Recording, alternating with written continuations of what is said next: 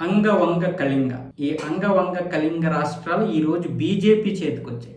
అసలు ఇక్కడ బీజేపీ ఉంటుందా, ఊడుతుందా, ఆ సిద్ధాంతాలు ఇక్కడ పనిచేస్తాయా అన్నారు. కానీ ఈరోజు ఆ సిద్ధాంతాలే ఉపయోగపడ్డవి. ఈరోజు ఆ సిద్ధాంతాలే ఆవశ్యకమయ్యాయి ఆ రాష్ట్రాలకి. అంగ అంటే బీహార్, వంగ అంటే బెంగాల్, కళింగ అంటే ఒడిస్సా. ఈశాన్య రాష్ట్రాలు బీజేపీ చేతికి వచ్చాయి. ఈ 3 రాష్ట్రాలు కూడా కీలకం. అటువైపు తూర్పు భారతదేశంలో కీలకమైనటువంటి రాష్ట్రాలు బీహారు, పశ్చిమ బెంగాల్, ఒడిస్సా. మరి ఈ 3 రాష్ట్రాలు బీజేపీ చేతికి రావడం, అలాగే ఇప్పుడు రాజ్యసభలో బీజేపీ సంఖ్య 113కి వెళ్ళడం కూడా చాలా కీలకం. ప్రతి బిల్లు పాస్ చేసుకోగలుగుతున్నారంటే అదే కారణం.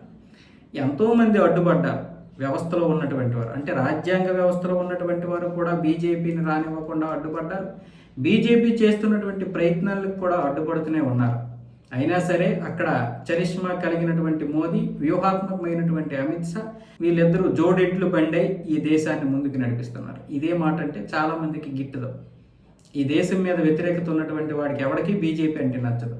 కానీ ఈరోజు బీజేపీ 21 రాష్ట్రాల్లో అధికారంలో ఉందంటే, అంటే ఇప్పుడు 21 రాష్ట్రాలు అంటే ఎన్డీఏతో కలుపుకొని 21 రాష్ట్రాల్లో బీజేపీ అధికారంలో ఉందంటే మరి అత్యధిక ప్రజలు బీజేపీని ఆమోదిస్తున్నట్లే, అంటే మిగతా వాళ్ళు వ్యతిరేకిస్తున్నట్లు లెక్క. బీజేపీ ఈరోజు ప్రతి రాష్ట్రంలో గెలవగలుగుతుంది అంటే కారణం ఏంటి? కేవలం మనం మతతత్వంతో ఓటేస్తున్నామా?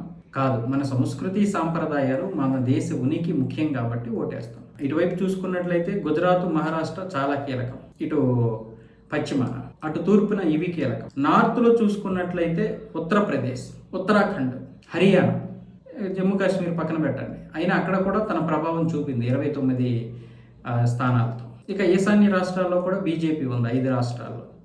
ఇక ఇక్కడ చూసుకున్నట్లయితే సౌత్లోనే పెద్దగా ఏం లేదు. ఒక్క రాష్ట్రంలో కూడా, అంటే ఎన్డీఏలో భాగస్వామిగా ఉన్నటువంటి ఆంధ్రప్రదేశ్ను పక్కన పెడితే స్వతహాగా బీజేపీకి ఉన్నటువంటి కర్ణాటక కూడా కోల్పోవలసి వచ్చింది. బహుశా నెక్స్ట్ టైం బీజేపీ రావచ్చు కర్ణాటకలో. సౌత్ ఇండియాలో తప్ప మిగతా అన్ని ప్రాంతాల్లో కూడా బీజేపీ చాలా బాగా తన యొక్క సత్తాను చాటగలుగుతుంది.